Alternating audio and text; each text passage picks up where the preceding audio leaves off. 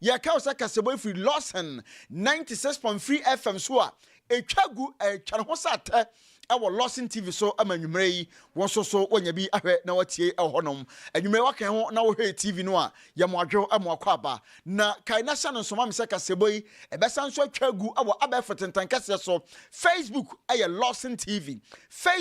Lawson TV mpacho duro no a ya like share na ja comment no ye beba be fa ofa wo haide ye be kenka mo messages ni nyina anwumre yatena se ensema de bra wo no ne matwe ebie ene say Oswafo a wono eno hwe nkitande semso Honorable Sam George na no yeba amane se wode ato multi choice Ghana wo ma menya DSTV hwe nanim se wo mo bo no ma tetu so ha nkyem be se aduasa wo mu license no kura mpanimfo obegye ene ani gisam ne se sabre de wo no mate ase so mbetete so emu kyeremu nyina ye de brem sanso na wo nyamfo samo na te George wasanso aba amane ya de ato Ghana fo nyina anim pendwan se aban apaw KPMG se ya talisa 30 godi no womo na emeye sikasemu afutuo ema Ghana man no na emu nkomode ye ba besanimu bedema de amamo yo fa ase na nanom ene ema wonom ye wasi ensohwe no womu ginam dendenden na busuafo paninkase wona kasa de ma waek orura John Kapi wode abeto dwa chem se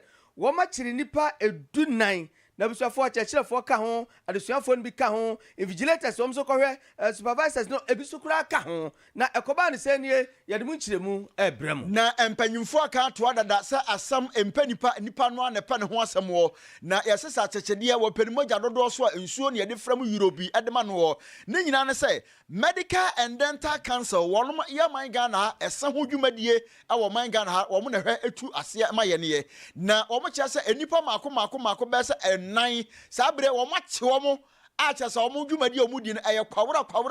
podwa na emu nkomo gisa wote waso e wo hanom asante mantem apaninkasi a panifo apa no waso afeno maso ayese ensentwefo kubata no nkrobato asante mantem wodi animu owura kofi edudonfe woni sende bia tudwo wanwumrei yani bobo nkomo na ne tirimpa ne hyehye wode emu nsempa atudwa ma ene ye beti adapan na yakosa kunde no ewo man atoy mantamu Western region na mrasabejani ono ewo sakunde no nyamfo lawyer ble nyameke papa no ye nyame so adwuma ma ne constituency anasa ne mpasu asofo ye se exercise books be se empema hasa 300,000 wo cha adema adusuafo nkwada ho no na ye se akwakwa ya nigie pa ye de honkomo so bebere anwumere ene ye bekwa suoja ne akofo nsem kakra edi abram na busua Indonesia ene yakwa akoduro na owura bi eye mranim ni kase pa ana mrabu na wo hoye wo mo ye kire wo ka chem se sa krusu krai wo ye chekura se wo ma dwene nye wo ma bo badam kura mo me ancheche wo mngum na den kwada na ye papa no wadwane watu namro mmirika ye de mu kiremu ebremu afen so Afghanistan so yadika beka kiremo sa asase wo so emu odene ebi atwiniti wo man ni mu ma ye kasa nipa wudi eye otwe abubunua na atoya ncham na chino de asasi de ye beka ho asam ade amamo ensem na afrobenum ene aboabo anu anwumre edifa loss kasa fidie so ede abrem kasa be nwuma kura bio wo mu na aso emu ofisi mpanisi aboatatea obetuma tweresu a na ejina maba so Lawson Neighbor Center the Virgin Doctor Nedmadu na kachie enura kantinka wode aba Lawson delay man capsules and our carries of bouncem a member na mujeje muntam monkwamwa no sabe ye ne wa kurase de ne ka no juice krom for them can spare mo amode no eye European pese tingon mununum bi na entimi moamo afio Lawson law care mister busafo ne na say lord ye na say wa fa lawyer no mo a du ba bia so ye man mema no ye de akwa tibi ye ntinka ye nia tede da bidu bia so enso fi ma se ba ene kaka ho nyina mununum bi Lawson ba mesa so ene oho ye o ende mo asikyire yade mojabroso stroke waye mre John Dis emambu munsa ene Crawford ma calendar mo mantamo mununum bi netimi moamo ba bia to nuro bia ukwa benya bia to bobade na frɛ yɛn 0248 619999 Safura Kuaba Center ni o Kwasi doctor wo se nka nkyerɛ mo se pressure diabetes yo hepatitis yo also be mo aye mrosis yo gono faru na ka kye no mo amo nom nsa nye se bia okonum bia bedidi na mo kokolatim koboro da ba bia ye ton nsa ne abekukuru yo ni ade okọ wi ba untimi nyai cigarette na juda suom no aso na wonom okọ Safura Kwasi doctor wa wu jai ne simple kura yo modern ane anko kuma se brema be Pentecost auditorium the number ni 0248 67 2271 Yaksi eba center na dumadu wo se nka chem se edron wa so ode aba no yo yaksi na eba mesa ewo ho ede mo malaria do kromo tafado do kromo mo honam bia mo mre mo numbi yaksi eba capsule so natural capsule so ewo ho muti natural na se ne mema krafi mugina mo na so mema maye mre ma muntinka moposo nyina ye mo ya mo numbi ene wa yaksin ko capsules abusu ande otu ko no a ko kwaduro no mo se sie mo ya mo kwaja na bia so mo chimsa uno bi kwa na etu ko be kwaja na ato so chim da bi esaje na bia de otra zar no ye free ba bia to nro bi akwa ubenya bi ana afre yen 0244 723541 wenom any afoforo binom etisei afei global ICM semen kan cho se brabesua de na we eye enkomo ehu hia pa fabo kotodwem se de mo ofade bi oka no wo se akatachi asema me ka kire we no fatu kotodwem ate na beboa no kore nso na yakase kosua de ani enhu wo adusua de eye na enewu ye babunu uyodusua ni na opese onwoma no wo tretrem kakra wo pagya mu kakra global ICM se brabesua de wate na beboa we eye programs na wo de ma wo na wo abesua ama wo ho atowo health and safety management, computer science and cyber security. Nina your programs are hodwa emprempre ya global ICM. Wanum epeja mu na womde ama wo machine nim de no etima kwankane general administration, human resource management, information technology, said ye kan no IT nina wonum kire bi ho. Sanso na logistics and supply chain management. Nina eye ade a wonum ekire adesuafo ebie. Etimsra wa kwalekosua de wate na babo papa ama ne ma nyina etima kwaso mpacho global ICM Kumase airport runabout what do we near Chesapeake Cross one more Sewa Plaza dining more a honor global ICM Sukuka Krakai Wanum Ebutu Yanwa Frewon one number near 0244 764 797 Sanso and Ye Shining Star Socks Company. Ye Shining Star Socks Company. Abakade, Yabo Company Papadin. Na ene, wamoso wamo Bwagana for, Amagana for Nyekmaye. Wasi se newu tifia, Brahma Joshua, nebaju wamo socks ni biton. Na woton wa sika benya pa, sika benya. Oh, sikani ye bebre. Na socks no so moton eye papa bi. Customized socks. Tise fanisa me Kwasi Ntiamoah meti hayi. Me pesa me customize me dini gu socks no ho a. Me kwaya no Ye Shining Star Socks Company. Wo mutimi ye ni nyina. Socks color bia opelu bia designer socks bia opebia no. Ye Shining Star Socks. Gwanum ebema bia to ne nei. Wo mo so mo pelu do so promotuo no. Momro makache. Wo pebi so ato no atonton ne kakra na agya wo so anya bi dia bobra. Emfa so no do so pantie baboa wo. Bo modena sa wo no mo ebeto kese. Ye Shining Star Socks Company. Gwanum ewo Kumase Aprade Junction. Wo mo ben Cosados Hotel honwa ya na wafro na no mabonko mo number no ene didi so 0540 188 194 0540 188 194 anase 0534 316750 na one Ye Shining Star Socks Company entwetwe komo na wo mo ema wo socks ton no enkonkan wo pese address kama so akọ na kope bi ebebo pa enwakura dawroma ena nwumei gwamodi sika ebo yachidom yani arika sebe ibramu musomfo Akonoba Opoku Nyarko menimia Barimaba Kwasi Ntiamoah to series power afisem ni chechire muni abusuana anu adai ene abo mu amane so afọ no hwenkitawde samso honorable Sam George wodi atudwa chechire mu se multi choice Ghana wo no madaru mo boa yen ama DSTV yenya bihwe na eto adaso no fi no wo soro dodo no no ma hyiamu waka emaka eto waka kirom so nyame ya adom abosom nkru de to so ensia eya chimimini ya se wo mo nte bo no so a ene aban no mo obi kapa wo mo lances no mpanifo beje ama che nya de o betim ni aye adwuma bie mu wo mo so to Nigeria South Africa ene ama bi ho a wo mo de no fompa ne de atwa mene ekoba ne sen won ti ase da ani nti kokoba nsem de ma yen esa de to azukura ka kire mu se wo mo koya sa fan wo mo kura o kire se ede bia 10,000 sa na makomako aduonu nan ene ma so brachi a multi choice Ghana for one ma yenti na ene asemda abetodwa ne se de ya sisabe ni wadi subawre so ana bobo aton dokuna na dwene wonsuro nwansena empanifo le tes almon se dabi kurusu ni abere yankeke ho a wahwe ne man kwaye o magye atum sampabo no wono beto so akan bi ama Honorable Sam George atu dwa chem say enmanu ya womatia badwafo bi a womo ba betena se abobo mu awehwe mu ehunu bo potia wo so onom gye sa badwafo nyame ya adoma bosumi nkuru da to so aduonu eba ko na so ma wiom hwehwemu nyina na ne bere abere no wo so ankura akwa se woye sa committee ni chairman akwa na ye kura na ko be cha fi se opesa nkofo de tebo no se hwi anya kura wan chama duasa na etime boa yen yente Honorable Sam Nate George. The 30-day deadline given to multi-choice by the NCA expires tomorrow, 6 September 2025.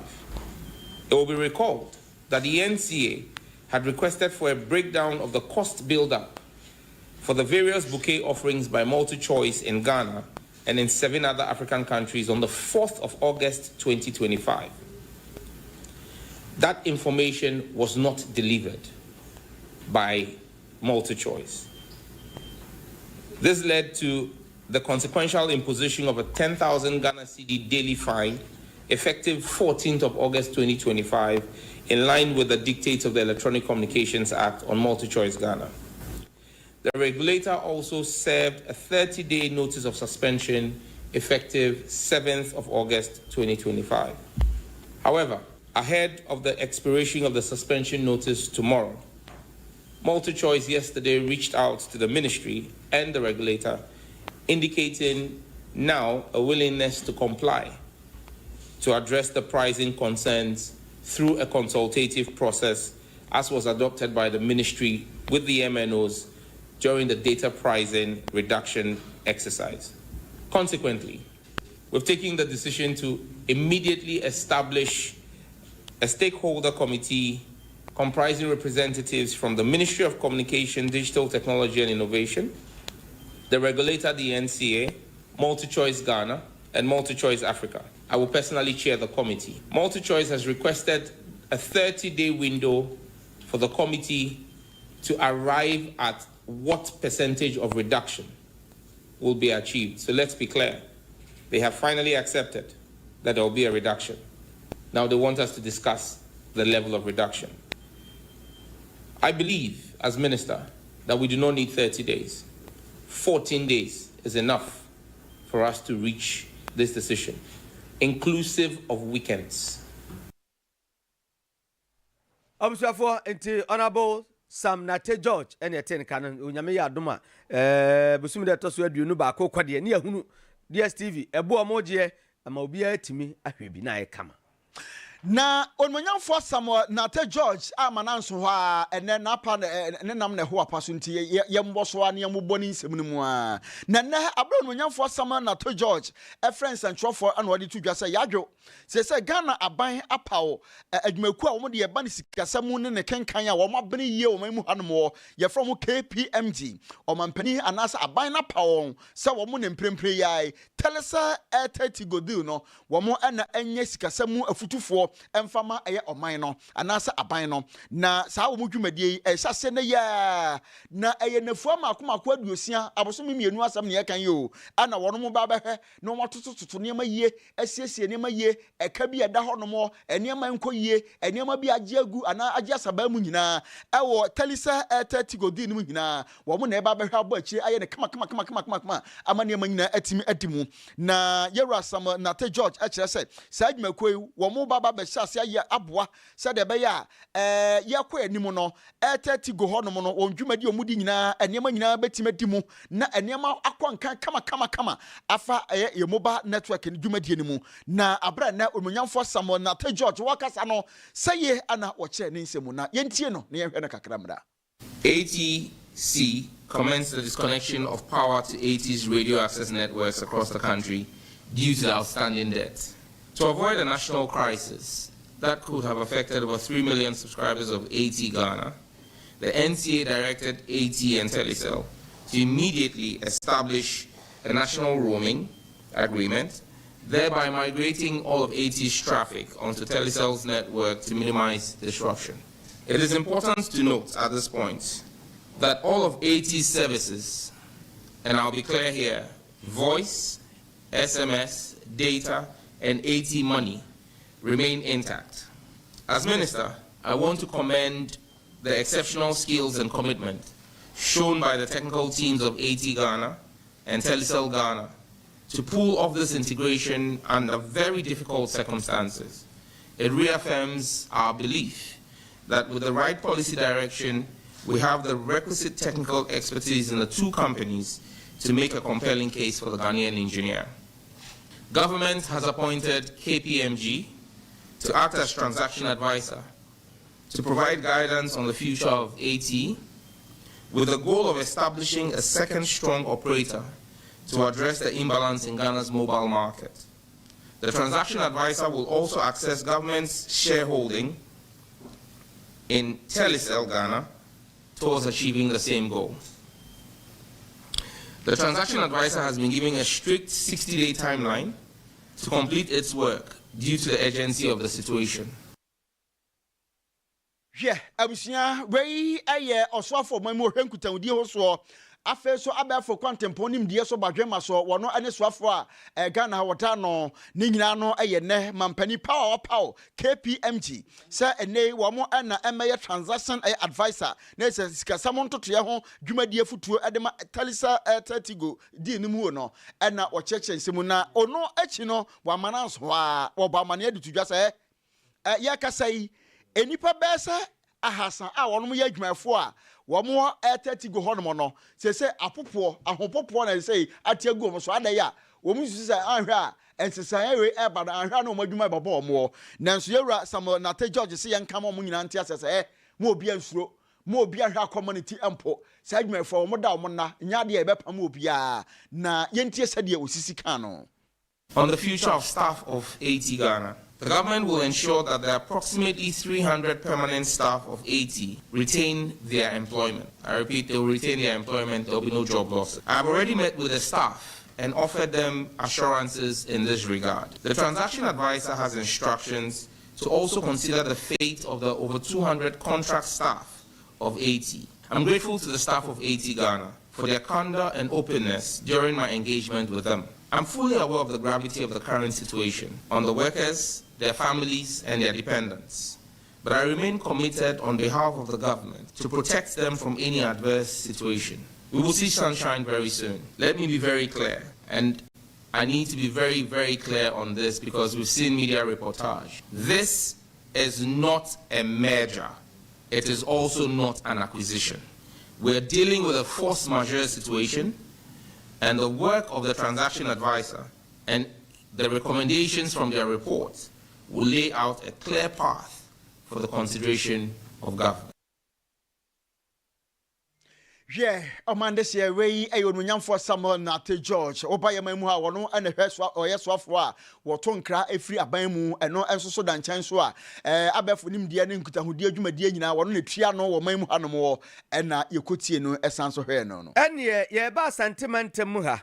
ensentwerefo kuba ata no nkrabata e wo ha paninkase ye chia o panifo yato aba ayi no waso afram esaye eye nunyamfo Kofi Edu Domfe na busuafo wade nsem de pi atodwo se na breso oso otimi kansentwerefo nyina bomu nyase bia ko ye nipa mienu ana miensa na ne nyina kanfu akora no womti ye niam bebrebe edeboa Lawson de wode ana wode asem ya wurawura mu a ne nya yewura Kofi Edu Domfe ahmaso anwumire ne bebon komo na ne butaye na nisuade hunu wode ho sempa atodwa beme na yamatrinkwa esa amwadwo ba Lawson kasafidie so That's a mania, say, Wajime. Mo. That's right. Bibia boko de. I don't know Paibo and more support Amadema into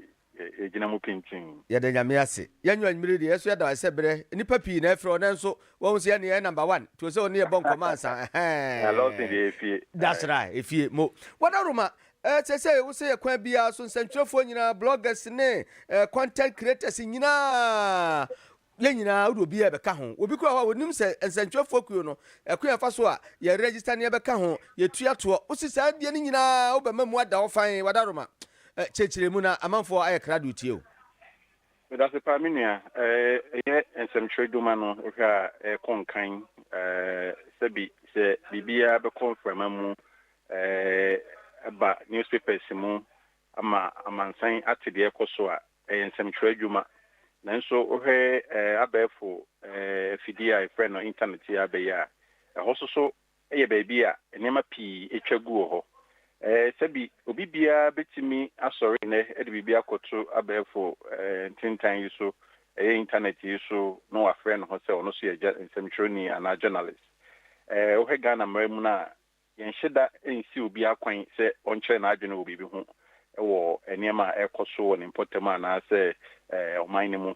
nti obi bia timi ekotwero bibi wo saa abefo tintan no so na yefiri sebi saa nneɛma na ekoso no nyo mu nyina emu bi ho no mo ye sebi ya colleagues mo ye trained or professional journalists or so ebi omo anwuma a friend blogs and also more from content creators nti sebi nya say bi a omo ye saa adwuman omo di saa adwuman na ayo omo a omo nim de omo ye na eya na mpempi no ye nhyeda omo kamata ye association a friend of Ghana Journalists Association na ye ko a me kan a de central for nyina eba na ye hwɛ sɛ bema ethics of the profession akonkan we ni ade a me matena se ho sɛ emre dane o se esu etime dane ye ho bi nti sɛ ye hwɛ sɛ omo radio stations kokudam makɛseɛ ne nketewa nyina omo newspapers omo television networks ye friend of traditional media no ye bekoso amomo akoso aye dwumadi e bebo amomo na konkan no any kwan say ebroni beka say put a blind eye to sa new media na abana ye blogging YouTube, Facebook, Instagram sa spaces new spaces na ye nsɛmtwerɛ adwuma no so ekoso no nti adetade hunu ne say ye behwehye ye yaba no obi bi o wa century din bia wodi sa adwuma no wo hɔ no ma no ye nka sɛ ye yi na free eko no mu na yebetwum abayen in fact SN America sana na mene your my penny president eko adwene bom ne ya ne due ya nche kra na osamiti national president of the JJA na sasem ye no America president asitudua say yentimi emma saa omo idjuma from bloggers ni ada omo entna ho nye dwumadi se de omo nkan ho o se ehwe it's me mainstream omo ewo edwumadi nyina mu nti eyade a sabi ehihia say yenyina do together because it's for the public good so be or internet so ananse you know say wanye no yi a affect ya your traditional media ni nyina saa so no ye na ekoyi so a ye beka central for ebo adwuma nti we ni ade a ehia me ampese yenyina ye kabom na ye hwe na adwumadi a ye di no ebeboa ma oman mpuntuo so akonkan okay na yewura wadaruma we de tew ekwa be na befa so a sani pakuo we nim nyina betuma twe mu nyina de abam obi o kan wabo me mfita duku de okay wonte kura ye ben de ni no kre sebi kasa ene ade a yesu de begu akwan mo hu se enye se ye behye obi se chinchinchina wo se obedwan ko na na se na bedwan ko no but wo se yesu emako no akono se obi bia betim de no ho ahyem bi sebi yenmu na yenuanom no mu to anamon de bia yeko programs ye hu omo uko ahemfie uko minister ho ko bia beku bia ehia omo nti yenkitan ho di a wo se no mu di no mu hu se yena ye baako even though ye dwumadie no eko so ewo different places kasa ye leadership ye no mo be kasa na yeso omo ni training no ye be hwese ye be mo capacity building na omahu the ethics, values and integrity needs of the things they do so that adibia mo baby am ebeboa dem puntu aba eno ni ade ehia ye okay na wadaruma o ebire bi atwam ne o press center ho office ni ade say wo ho ana say die nie SMP unfortunately Salande na boni beka say wo prime area of Ashanti region in Shaeso no ana de nyame no free ensa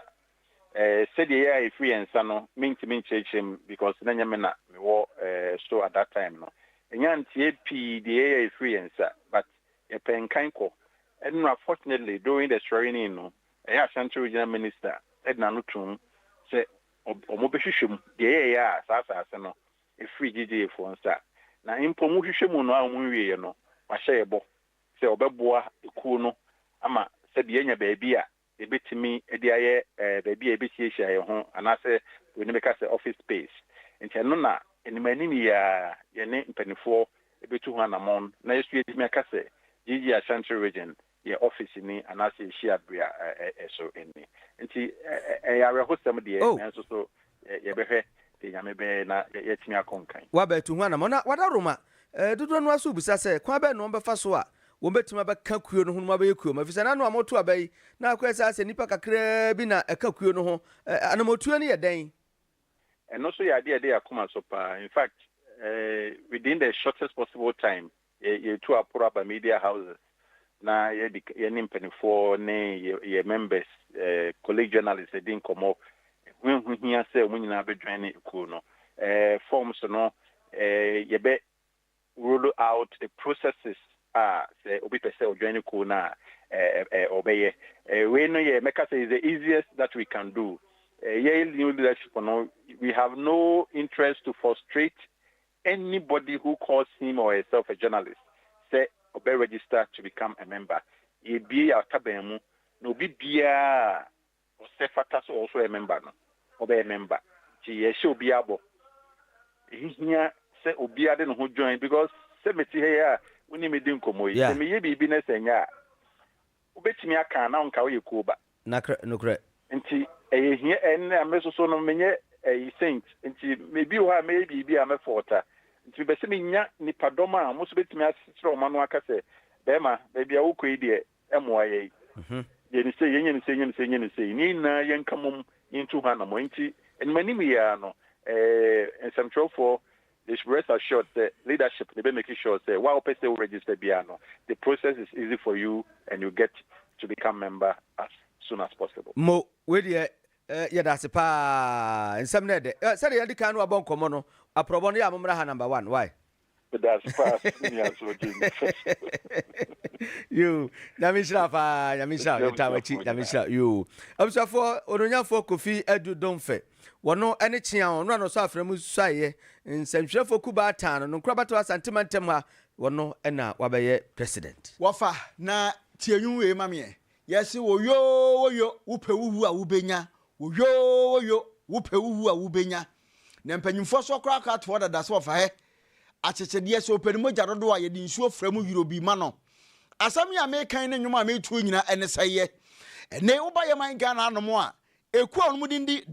medical and dental council wonum ana ye man Ghana anom efa ese a yetuo wonum na ye adokotafo a wonum abobew wonum abokwi ewomu etise fa ne se wonya kaka wo simu wonya ese ho problem bia sa eye medical and dental council for yi wo mo na hwe epe ho asem kan mo na wo fa ekwan se nei enipa bonfo bia bone yo mo that sa tadwe wonum aba be fra ekuo ni mu ana mo su di nsem hunu wo mu abra wonum nko suku bia nkwaje ntete o ana mo aba fra no mu di nsem hunu saa na medical and dental council for say yama Ghana for nyina ntia sesesesei wo mo ntra se ma wo madwuma no engu amia meka se wo mo to so wo mo ko mo number wo madwuma mo ye wo mo nya de nti saa nipa maako besa enan bi wo maso mu wo mate wo mo ama sabre emra eno mo eba bagoro sankatoa anya semkuma akora na saa enipa enan wodinie uti udin a baabi a wobia unipa koro no na waje so presence ani akoya nim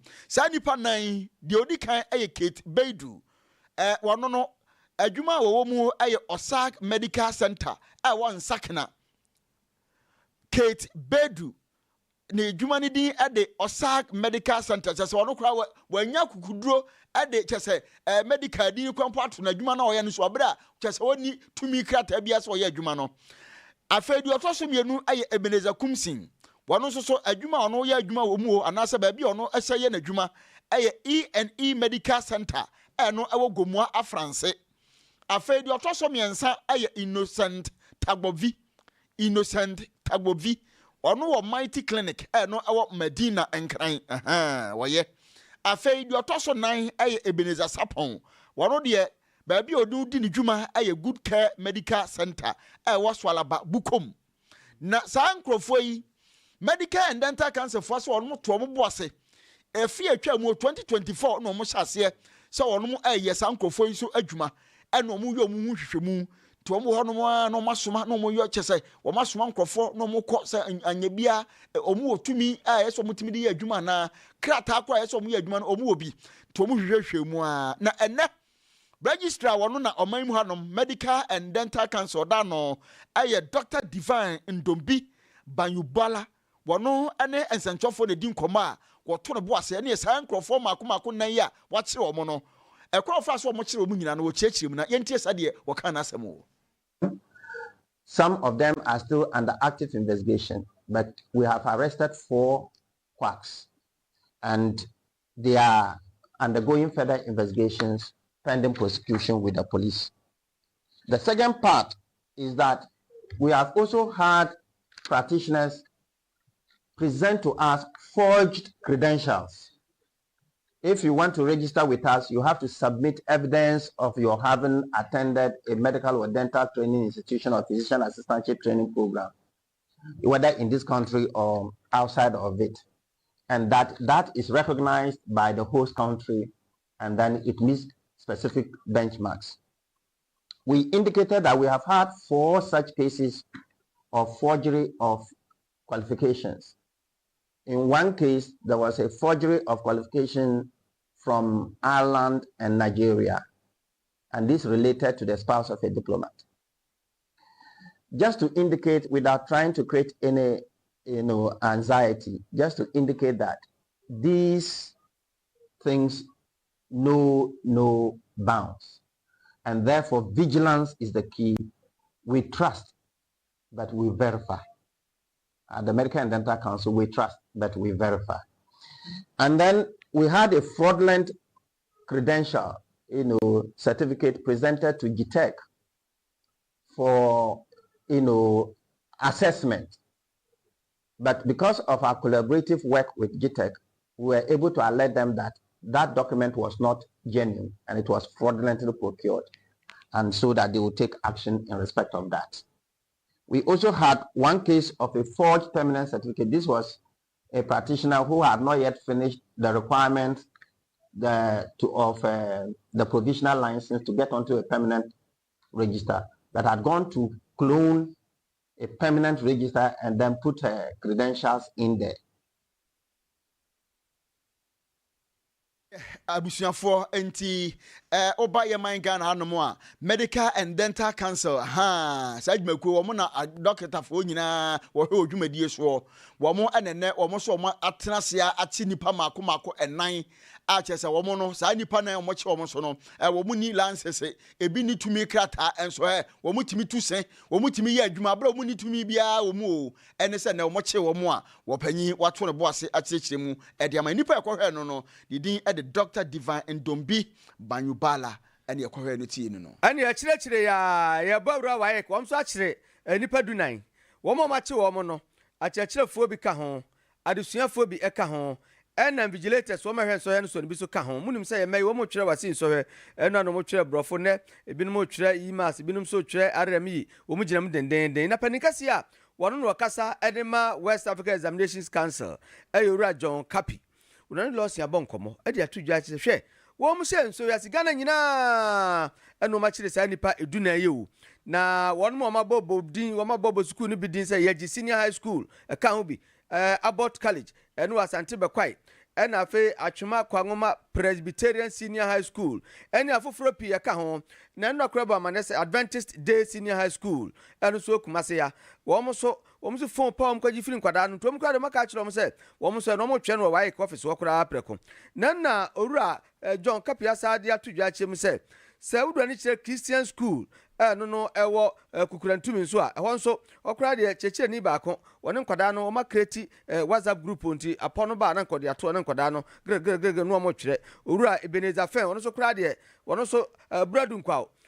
One cried, or what name Chira Mobi, and one quacheno. Now, Ura John Capi, the 2 judge himself, Nyarko son, and Yebia, and Yakura, Yaquam Faso Buan Quadano, and Wagana Dachi, Yente Ura John Capi. Teams have unearthed a series of irregular activities at a number of the examination centers. These include, but not limited to, the following. 1. 2 persons were arrested for impersonation at Ghana College, Kaswa. They were arraigned before court and have been sentenced to 6 months imprisonment each, while their accomplice was sentenced to 8 months imprisonment. The proprietor of Christian IPS Kukrantumi, as well as one of his invigilators, have been arrested for creating a WhatsApp group on which they shared snapshots of questions and solutions to the questions. They have been handed over to the police for further investigations. Ebenezer Finn was arrested at St. Vincent College, Abradunkwa, for impersonation. He has also been arraigned before court. Hannah Lariba, a student of Yeji Senior High School, was arrested for impersonation at the Steps to Destiny Senior High School in Yeji. Another impersonator, Mumni Abdul Hafiz, bolted before the monitoring team could apprehend him. Mr. Kodua Desmond was arrested at Abbott College, Asante Bekwai. He was handed over to the police and subsequently arraigned before court. He has been remanded into police custody for 2 weeks. Osei Asibe Daniel was arrested at Epima Kwanwuma Presbyterian SHS for impersonation. He has been handed over to the police. Raymond Kwasi was arrested at Epima Kwanwuma Presbyterian SHS for contracting Osei Asibe Daniel to write the examination on behalf of Obin Dapa Emmanuel. Maxwell Chamba and Amaglo Livingston were arrested at Sefa Bonsu Royal SHS AG for impersonation.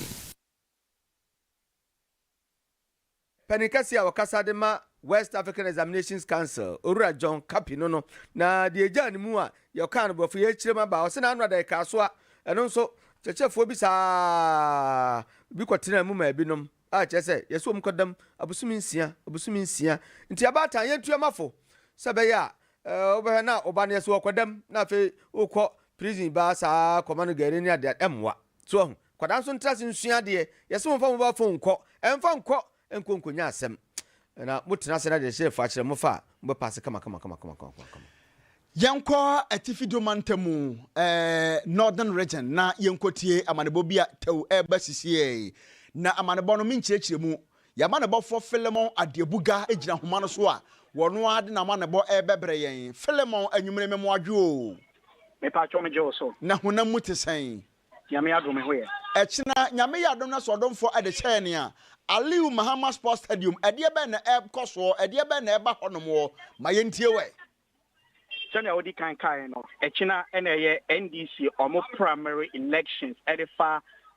to replace late honorable Mutala. So far so good. Preparations ene bibia are set. Party office na seti akura meda so ejina no yene mpenyimfo ni bi adi nkombo ebo 4:00 no na party mpenyimfo efre aspirant ni nyina say omombra na omonye omo last and final meeting. Into about 4. In fact, at the call for no, not in short or year, but I'm preventing aspirants or mumbra. They pass through the rain and our mobile party office no more. And our money executive no for a dean combo and our meeting successfully. In fact, regional police commander SO Eba engagement no more. And assembly in say no more a discussing. How to ensure peaceful election, edifa echina election obia share enim no. Enti aspirant ni na assign bond say echina ombe maintaining say peace, any unity, any fair election ebe koso ewa echina nti aspirant ni na assign omunyina e de om signature assign ya say oh echina de ombe ma bibia akoso peacefully. Electoral Commission Edema and IT Director Edema NDC so yaneni din combo or say accreditation card fata say aspirant any media any obia or fata say yamano accreditation card bia ninyina I set and oma ye assure say echina bibia ba koso kama om say edoko 8:00 to 9 na program no and elections no na started. Oma divide polling station into 4. Into Aliu Mahama Sports Stadium, Oma divide polling station into 4. And the reason is that Oma say Oma per se process no and contem na at the end of the day no elections no intem. So they are expecting that around 2 p.m. echina dia nanka elections no ne bebia akoso kama normal declare elections no bia ko bebia o filba into so far so good bibia akoso kama ewo kamala ye na wase enti china koso adi achi de besi bia fa ono mama ne bobara ye Okay. Atie for we man about for film adebuga ntichina de baso abato baso wo Aliu Mahama Sports Stadium no enum nkomo bi enaja wachichiri mu de honkomo abreye no And President Emma Breast Care International, Dr. Mrs. Beatrice, we are fear there. No, they are two Ghana this year in nim. Se mo modena se be ya eno fom kukuramun. Ye be tu na mountain 10. Wa miemi anu fu se ya announce badwo bia bedam a e wa anu atubirika na akọ. Uyo ba ma ukunu o miemi ama sa badwo adam a won fa nkọ. Uni kuna ma unua be ma o miemi ama sa na wa miemi wa de na fa kọ. Moso amo mpra no mo miemia saa na mo fa nkọ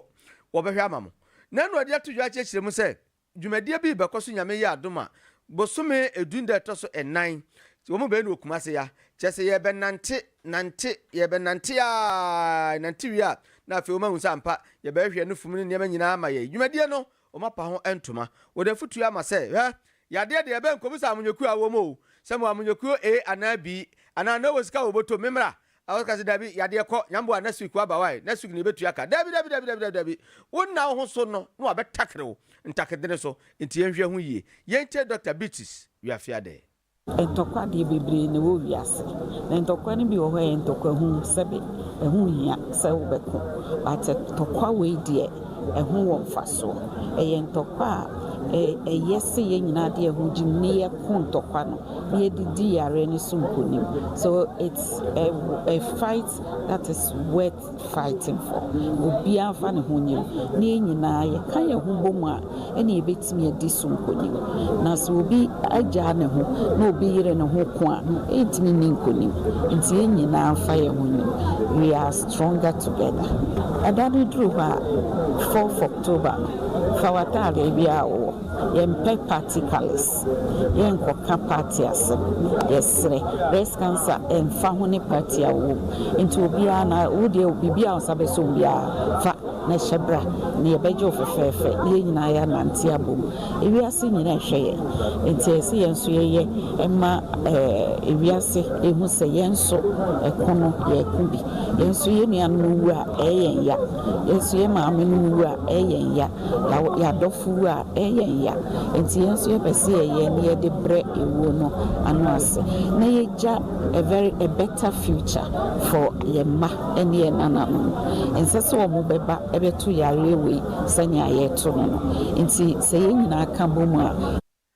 Dr. Mrs. Beatrice we afia there nti nante ebe nante no 4th October 2025 and waka ho asem so de dressing bi na de fabra no ase ye nante yentu anamo na yade na ameku akwo na aka ne president Emma Ghana Medical Association Dr. Kwabena Opoku adusei wonso de futu ama pa se hwe yenhwe ho yie ye didie mu ye nantie mu ye bibia mu eno so yentie no breast cancer no any cancers bi ho no mu a na health insurance for etua bi then some investigation we can say lead to diagnosis no first na nka ho ene die minim se nka ho a ye mfa nka ho kire se e kwa be na ye fa so diagnose ala se mu se ya re ni ansa na ebi a na duro ana na operation e fa ayi free nti e free dia ana so insurance no so dia ye ncha se free as investigations na nyama kakra no enka ho se bi hu se eboa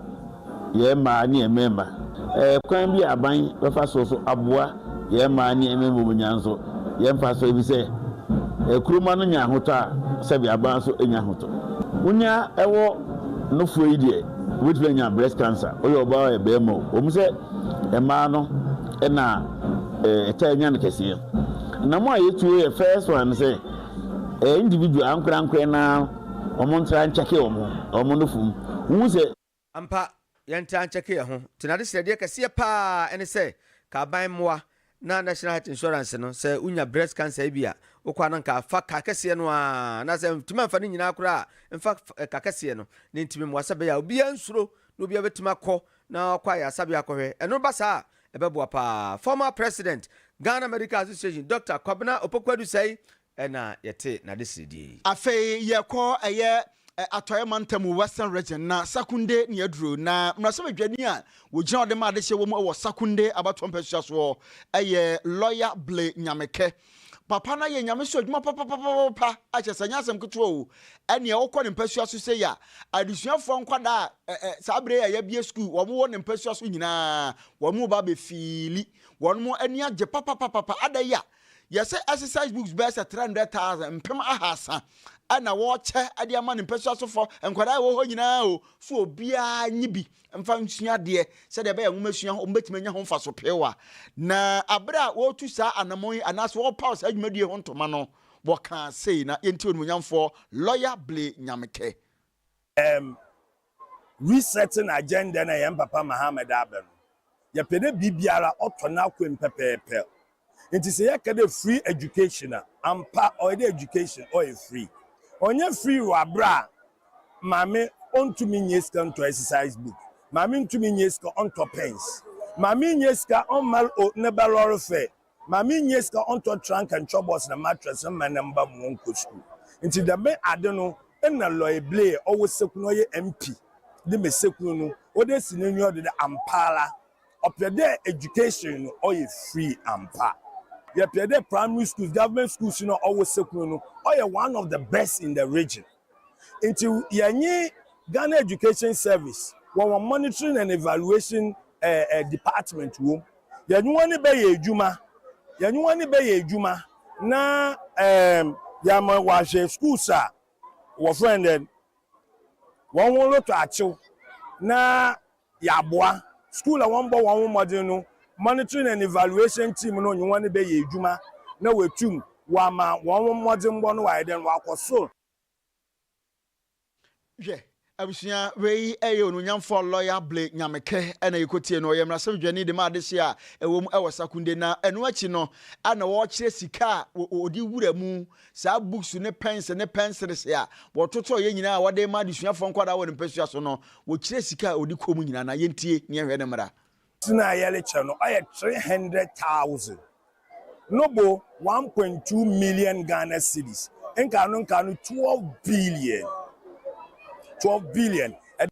12,000 US dollars, 120,000 US dollars. Auto land cruiser, auto assassin war. Enti na no wei lawyer Blay Nyameke ono ayemra sedwani de ma adehye wo mu wo secondary abato mpesua so ewo oman atoemantemu ani ekotie no ehwe no ene yenko Eastern region na bisuafo wono modwumade bi omudie afibia du a omtimi hyiehia mu na om se enobaye akuafo mo ho nyina mo nobaye mo famra na afidie na otwe no matu ade asi ho omzi kua adwuma serious business adaje no mukura etimansi be se aduasa miensa eno no nyina be hia mu de ode bode be ba de ode banche be ba de ode we be ba obi adwumade bia danadi ama nkrofo atimahu kua adwuma business ahodo obi be kire no bobre masa adaje nim na ado ni kire mpatam ho a regional director ma agriculture Hajia Habiba Yusufu na wakasa nsem bi atodwa yentie no of our raw commodities from our farms when supported with processing, technology and innovation can be transformed into high-value goods that feed our people, create jobs, and generate wealth. They also demonstrate that agriculture is not only about producing food, but also about driving industrial growth, strengthening our economy, and opening doors to both local and international market women. The Eastern region is blessed with immense agricultural potential, from fruits and tree crops to cereals and legumes, fruit and leafy vegetables, poultry and livestock. Our land is fertile, our farmers are hardworking, and our youth are eager. But potential alone is not enough. Let us act decisively. Let us invest strategically. Let us build partnerships that unlock value, create jobs, and secure prosperity. The fair is Puemantem ho ni oda kuadwuma no oba waya ade pa Hajia Habiba Yusufu no na wonu momdom ne makoye waka kire mo se nyese modon no ba ne sa akeke yemfa ba fo kwantempo so ne nyema ne fefefe ya ade value so ho ekwa adwama so a ne etima nyesika wo mo so koye sa exhibition ye ne bi bonkomo yentie wonu mai ya ene ye de ye aduane ya ne ye aduane no eti yehu nneɛma papa esi yɛde yɛ aduane no ma yɛ mboa eti ɛma yɛ kosua nsa wotɔ a etumi si hɔ bosome baako ɛne na wotwe mmienu a ɛnsɛ wode hyɛ fridge mu deɛ a ɛne na kyerɛ sɛ afebɔɔ ɛno na de yɛbɛpie dwumadie ase ne yɛbaa so yɛhu sɛ ada organic products wɔ ha paa enti yɛsusu sɛ dwumadie yi ɛsɛ ɛkɔ so afe bia na afe biara ɛboaboa akuafoɔ because esia no Ghana na akɔyɛ sɛ ɛburo kora yɛ import but esia no yɛbaa yɛhu sɛ yɛwɔ nneɛma papa wɔ Ghana enti sɛ yɛ patronize yɛ goods na ɛbɛboa ma import no ɛsɛ ɛyɛ sonko yɛwɔ gari na banchi gari no yɛwɔ mu ahorow yɛwɔ gari papa banchi kwa ne yɛde yɛ na yɛsan wɔ banchi a yɛde soya na yɛ beans aka ho nti yɛwɔ soya gari wɔ hɔ ansa na yɛsan wɔ ɛyɛ banchi mɔre nea yɛbɛka no aglema no anaa cassava dough yɛsan de starch banchi starch nso bae yɛsan wɔ yɛsan sɛ yɛyɛ kuafo nti yɛwɔ ɛyɛ potato a yɛka ne tombo ɛwɔ hɔ yɛsan mo ya de akua adwuma ɛyɛ serious business ɛho ana motuo ɛna wɔn matue afei ɔfa yɛmfa tiefoɔ na hwɛfoɔ ɛnkɔ ahafano south east ahafo ano south east ɛhɔ ne yɛkorɔ ɛno ɛwɔ asantemantam na abankrakye panyi a wɔno ɛna wɔpom hɔ yɛ onumnyamfo ayaba Nelson ɛna wɔka kyerɛ adehyɛ ɛwɔ Ghana hɔ anaasɛ wɔpom hɔ nyinaa anaasɛ mpɔtam hɔ sɛ saa mampani na wɔtu ɔbɔ apro ɛwɔ afimpinu ɛne adunu nan abatoɔ mu no na ɔka kyerɛ Ghana fo sɛ yɛto abama no a 24-hour economy ɔde bɛba ɛne adwuma yɛ bɛbu so sɛ ya ebi yɛ bi na bi kɔ na bi yɛ bi na bi kɔ na ɛboa na nneɛma ɛkɔ yie na ɔsɛ saa mampani bɔhyɛ na ɔhyɛ no ɔmampani ɛbɛhwɛ sɛ adehyɛ wɔ mu ɛwɔ afano south east wɔ no wɔn bɛnya ho mfaso pɛ wɔ paa na nneɛma nyinaa atimi akɔ so yie ɛde ama wɔn wɔkasa yɛ ada ne nyinaa no ɛyɛ assembly no meeting ɛkɔ so ɛwɔ adujama ana ogyina hɔ a wɔde sansɛm etu dwa na yɛntie sɛdeɛ ononyamfo Nelson Ayaba ɔka na asɛm market is every district Ghana na eso yenya so America say sika for the first and second quarter say Friday I ready but you trust that is made because I say you president designer member okay you know mama now they will see you blocks so see na ko e bia wo say you die the same and 24-hour economy the way you create you police station, fire service, and then chief company nine celebrate a day market. Never be able to celebrate private about body a big market of mama. So abusuya wei ayo onumunyamfo Ayaba Nelson wɔdo ho yɛ abankrakye panyi de ma adehyɛ mu hafa no south east mainstream wa santemantam ha ana ekotie no ɛne yɛnkɔ asuagya ne nkɔfa nsan kakra emremo Indonesia memo ɛne yɛdre owura bi a waben pa kyerɛ mmerɛsɛbadwani na papa yɛfrɛ no Ahmed Saroni na emabra wɔnom wɔ Indonesia se da bi akatua sam nye wɔn dwuma mu yɛ no bosom akatua dum wɔn no ɛwɔ fam afia no dankyɛ kura no a mpanifo no pagya wɔn sika mu a no wɔn de ɛndeɛ fia sa no manum ɛna wɔn de wɔn yɛ wɔn yɛ kyerɛ sabe wɔn nkɔsɛ bibi monten wɔn nam no wɔn yɛ wɔn yɛ kyerɛ afia deɛ bambɔfo aposifoɔ de ka mu muntum kɔtwia fo wɔn so kɔwi ase abranteɛ baako a yɛfrɛ no Afan Kunawan wato anan ɛwɔ nsere na giga wɔn no wɔn sɛ hɛ deɛ gama yɛ nie dai asɛn na social media mo bie hwɛ bis ni aposifo yɛ ni papa nte saa no kɔduru fia no asedabe deɛ makekan ne deɛ cruise yi na asɛm a ɔka kura na etwa ma wɔ kura ne sɛ cruise no mo yɛ saa no wɔn ma bobadam nkura no ma bobada wɔyɛ nkura nti no yɛnchiwa mu nyina kwa nkogum wɔn mo sɛ Indonesia ma no mo sɛ saa yɛabɔdam deɛ a ɛne yɛde bɛbaw so mo a mo hwɛ video no mahunu mo kɔ papa fie kɔ sesa ne nyama nyina ne ka no se yɛbɔdam akyerɛ wai sɛ ne nyama no mkɔto papa no a kan e do mbɛyɛ no no ɛnya nti papa no fie no mo sɛ ne saa no sɛ ne hɔ nyama nyina na mo miɛtie wɔ mo nsɛm a wɔ mo ka kyerɛ kakra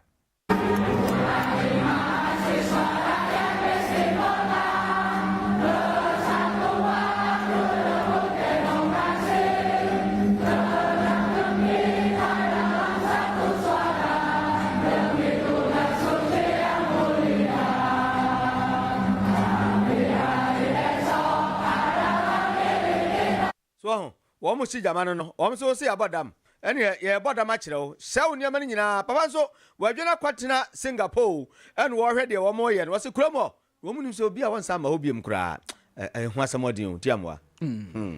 wafa ane yemfa kasebo no nko wie e wo English man mu na adonkotua bi won ma wafa woto na se wahwe yi a ebetimi de wakwa kowie baabi bone ni nyina ne se wokọ English man mu abrantie bi a wanya mfinsi aduanan baako 41 years edi ade ma ye eye Sean Bondi wanya mfinsi aduanan baako ni mfanyini eneda Lawson TV so no na papa ye ka na asem yi wo wakba wura ababa wa bi fie se sukomo de ababa wa no ema nsuo nom ababa wa no bowura ni fridge mu koyi nsuo ma onum wie na bo keso gu so a wo so sa de ababa wa no e ba pa wanum ane wo yira ababa wa yi jire no dankran dwa ne ho kwatere kwa so no nto se faces mu so no mpokua mu o ema ne yiri man gina so kokoti to ababa wa yi mo na wo kire mu afimpinu ane aduonum yensa me boso men mu o 2023 ana abamu ya ye hwe ni mfanyini okodi sa nyambransam no mu na court no di asam no ahyemfire saa ene fie de ye ana court no atimi atena asam no so na abra abamu ya friend session bondi oto baba wa no mo na no wo san so man wo ne sese onim no obon ho mpman ko ka kire obi asa waba bato no mo na obese kuna ka ho dina asa no na akwa esese bi ababa wo no osuo so kwa ka kire police for se de aye no nie ene se ne ababa wani nya kukudua kokobọ na asambo nkuro ekire court no court wetimagina so sa pai yemfa no nkoto afiase emfinhia mako nwotwe adonkoto mu na ato enu nti afiase okwakwa da no we eyama boy no so free English mamu eba eno no wa anye ni ye kura ai na wo wasre se yema nsuo no ma nsuo no wi na so akoye nyambra sem se nsuo ni mu ode ntina ye so sa de jana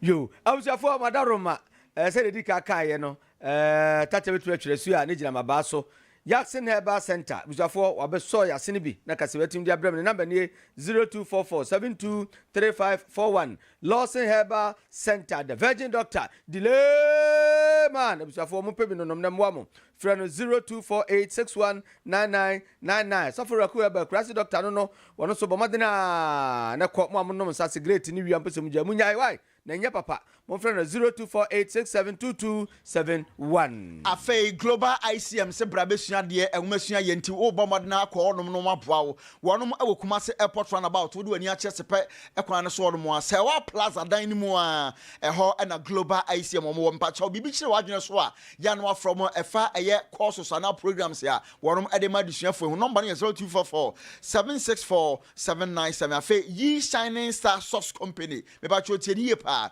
Ye Shining Star Socks Company wo mo se ene socks na bedwa enti wo a wo pe socks e de address kama wo bo wo tie wo bo coat papa bi a na wo she osu nu ai socks ka ho anya sa sabi enka beba wo na mu na Ye Shining Stocks say and they opese customize or wudi egu socks no ho a bra na ono mbabo pa and na wo opese utu biton wo opese utu biton na wonya sika pidimba ho bra no yese socks no ton a wonya sika pa enti we de ne de eye enti bomodna so no ebeto kese wono mo awo Aprada Junction Cosados Hotel ho na Ye Shining Star Socks Company wonom ebutuo ya no afro na no abonkomo number no ye 0540 188 194 0540 188 194 and that's 0534 316750 from now no mo antwetwe nkomo sisi aha na bema kwa makase ba dia sie sembo pani apo aha na be dia che bema brampa won madaroma kuche sem nyina Sistus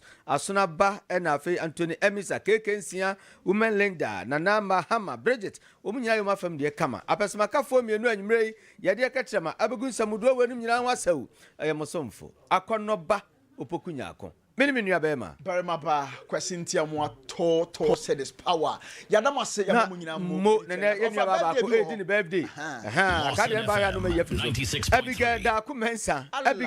kumensa wo ahojo tiki bar Rastama enuano no Rastama